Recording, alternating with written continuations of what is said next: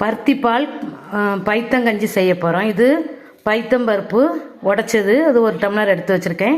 பருத்தி வந்து நம்ம ஊற வச்சு 8 மணி நேரம் ஊற வச்சு அரைச்சி பால் எடுத்து வச்சுருக்கேன்.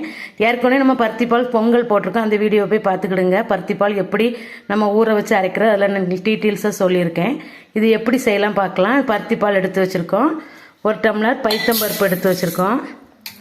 அதுக்கப்புறம் ஒரு 1/4 டம்ளர் பச்சரிசி, ரெண்டையும் நல்லா கழுவிட்டு ஒரு அரை மணி நேரம் ஊற வச்சுருவோம். 1 டம்ளர் பாசிப்பருப்பு எடுத்துருந்தோம், அதுக்கு 5 டம்ளர் பருத்திப்பால் ஊற்றிக்கிடுங்க. இதில் நம்ம அரை மணி நேரம் ஊற வச்ச பாசிப்பருப்பும் அரிசியும் போட்டுக்கிடுங்க.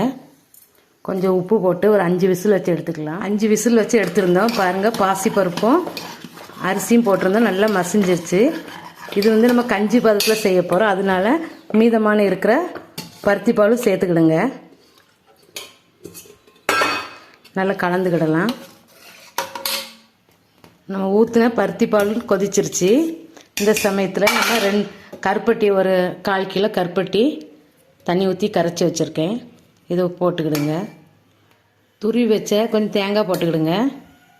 இறக்கும்போது ஒரு கெட்டியான பருத்திப்பால் ஊற்றி கலந்து இறக்கிடலாம். ஒரு கொதி கொதிச்சோன்னே இறக்கிடுவோம். பருத்திப்பால் பைத்தங்கஞ்சி நம்ம புதுமையாக செஞ்சுருக்கோம். எல்லோரும் உளுந்தம்பருப்பு போட்டு செய்வாங்க, நம்ம வந்து பைத்தம்பருப்பு போட்டு செஞ்சுருக்கோம். இதே மாதிரி உங்கள் வீட்டில் செஞ்சு பாருங்கள். இது காப்பிக்கு பதிலாக இது குடிக்கலாம். இது உடலுக்கு ரொம்ப ஆரோக்கியமானது பருத்திப்பால். இது உங்கள் வீட்டில் செஞ்சு குடிச்சு பாருங்கள். இதை என்ஜாய் பண்ணுங்கள் இது குடிச்சிட்டு.